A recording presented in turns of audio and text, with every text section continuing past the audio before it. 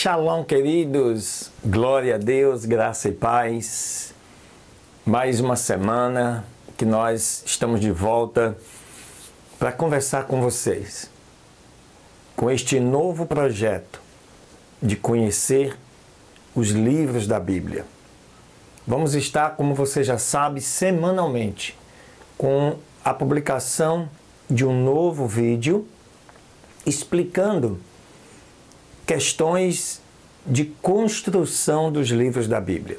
Período em que foi escrito, por quem foi escrito. Nós sabemos que a palavra de Deus, ela pertence ao Senhor. E para que nós tivéssemos conhecimento, Deus usou o Espírito Santo e instruiu aos homens que assim o escrevesse. Então, queridos, é importante que este livro seja compreendido, não somente pelo seu conteúdo, mas também por tudo aquilo que permeia cada livro no seu contexto histórico, no seu período, o povo pelo qual estava vivendo quando aquele livro foi escrito. Isso faz a diferença, porque você pode construir um novo olhar ao estudar ou ao ler aquele livro. Nós já dissemos no vídeo passado que nós iniciamos pelo Novo Testamento, porque estamos no tempo da graça, e começamos com o livro de Mateus. Hoje, nesta segunda semana, dia 10 de junho, nós vamos continuar agora com o Evangelho de São Marcos. Fica ligado, você vai aprender grandes coisas. Deus abençoe.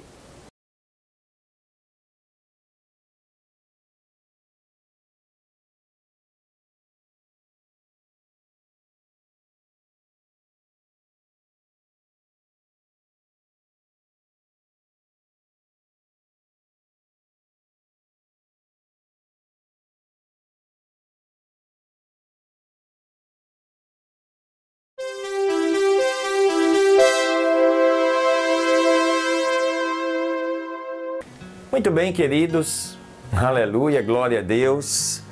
Então eu peço a você que abra,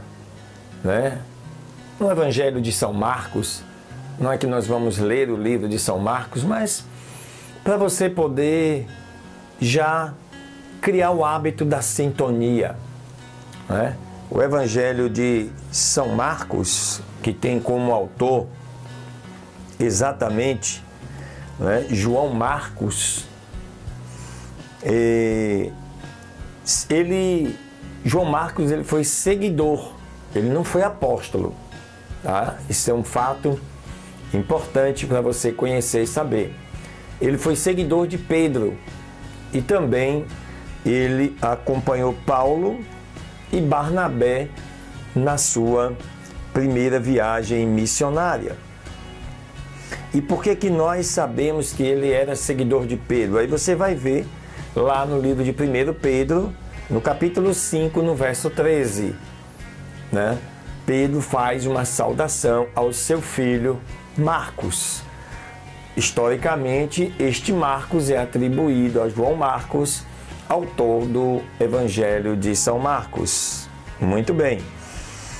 O mais antigo testemunho da autoria de Marcos tem origem em Papias. Foi um bispo da igreja em Hierópolis. Isso por volta do século II já da nossa era. Mais ou menos ali no ano 135 ao ano 140. Esse testemunho é preservado da história eclesiástica de Eusébio, porque Papias descreve Marcos como intérprete de Pedro. Então ele, sabendo como vivia e tudo que Pedro fazia, tudo que Pedro assim produziu, ele traduziu aí para os evangelhos. A data do Evangelho de Marcos é uma situação também bem interessante. Ele é escrito depois da morte de Pedro. que aconteceu durante as perseguições do imperador Nero, isso por volta dos anos 67 até 70, nós conhecemos historicamente que Roma invadiu Jerusalém no ano 70, tocando fogo praticamente em toda a cidade.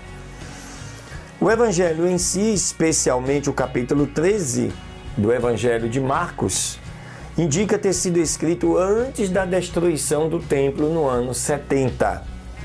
Isso é também um evento que você precisa conhecer. Qual o contexto, o pano de fundo histórico do livro de Marcos? Olhe bem, em 64 depois de Cristo, Nero acusou a comunidade cristã de colocar fogo na cidade de Roma e por esse motivo instigou uma temerosa perseguição, na qual, neste período, morreram Paulo e Pedro. Isso é importante. Em meio a uma igreja perseguida, vivendo constantemente sob a ameaça de morte, o evangelista Marcos escreveu suas boas novas. Aleluia! Está claro que Marcos quer que seus leitores tomem a vida e o exemplo de Jesus como um modelo de coragem e de força. O que era verdade para Jesus deveria ser verdade para os seus apóstolos, seus discípulos e todos nós em todas as idades. Conteúdo de Marcos. Olha só, o livro de Marcos, ele tem uma estrutura em torno de vários movimentos geográficos de Jesus. Cada evangelho tem sua característica, que chegam ao clímax com a morte e a ressurreição de Jesus. Após a introdução, Marcos narra o ministério público de Jesus na Galileia e também na Judéia, culminando na paixão e ressurreição.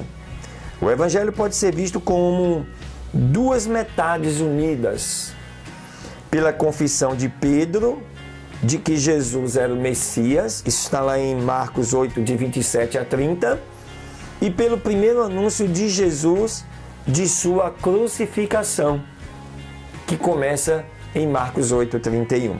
Então esse seria um divisor, até porque Marcos tem 16 capítulos, é um dos menores evangelhos. E esse divisor, né, mostra dois momentos bem distintos deste livro. Marcos é o menor dos evangelhos e não contém nenhuma genealogia, isso é importante, e explicação do nascimento e antigo ministério de Jesus na Judéia. Ele não fala nada sobre isso. É o evangelho da ação, movendo-se rapidamente de uma cena para outra. O evangelho, por exemplo, de João, é um retrato estudado do Senhor.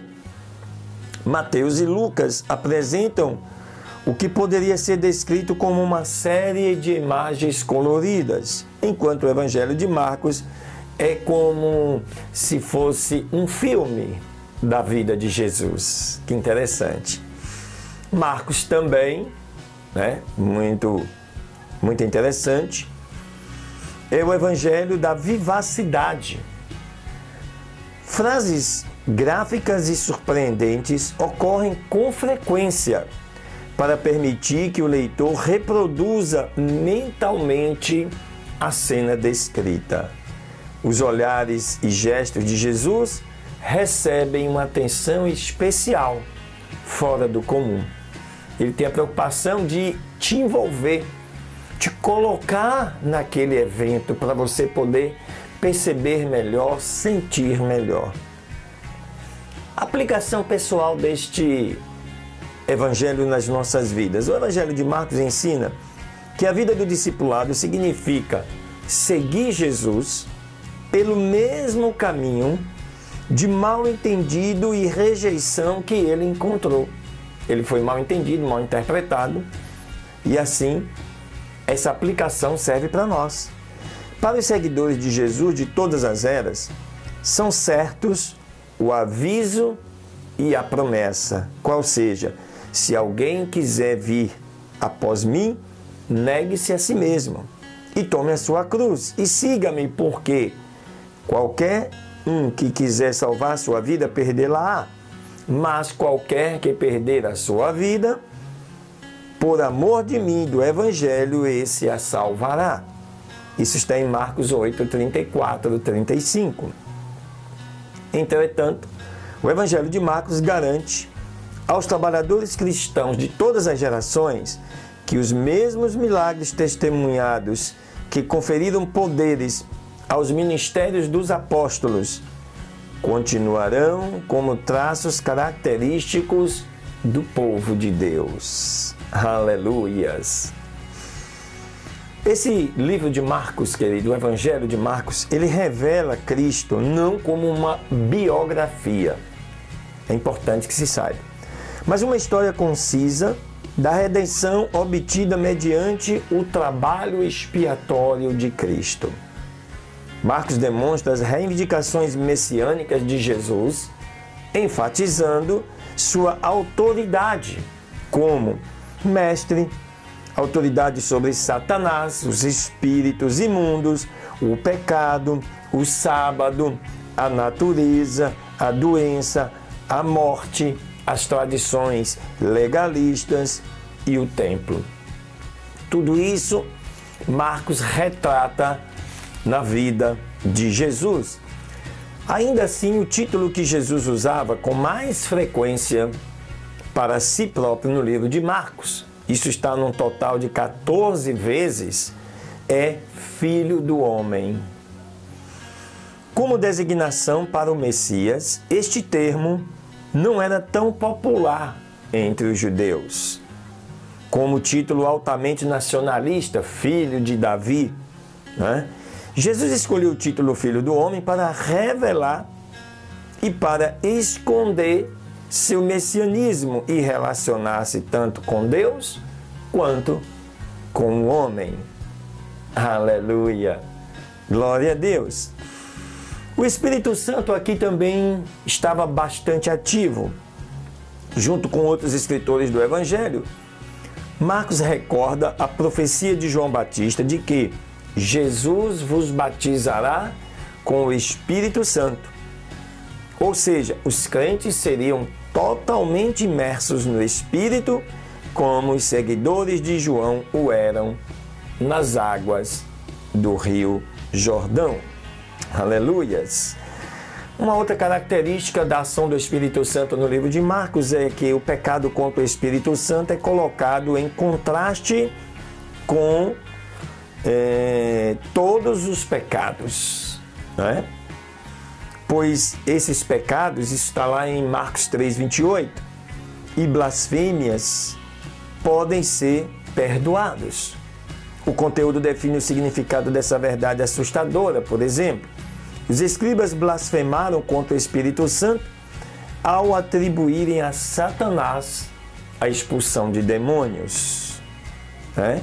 Que Jesus realizava pela ação do Espírito Santo. Sua visão prejudicada tornou-os incapazes do verdadeiro discernimento. Portanto, a explicação de Marcos confirma o motivo de Jesus ter feito essa grave declaração em Marcos 3, verso 30, em que o pecado contra o Espírito Santo não é perdoado. Finalmente, além das preferências, claro, explícitas ao Espírito Santo, Marcos emprega palavras associadas com o dom do Espírito, como poder, autoridade, profeta, cura, imposição de mãos, Messias e reino. Aleluia! Glória a Deus, queridos. Aqui um pouquinho para você aprender sobre o livro de Marcos, entender e ter um novo olhar quando você estudar este Evangelho, levando em consideração esses pontos. Amém? Deus abençoe, uma excelente semana. Até o próximo vídeo.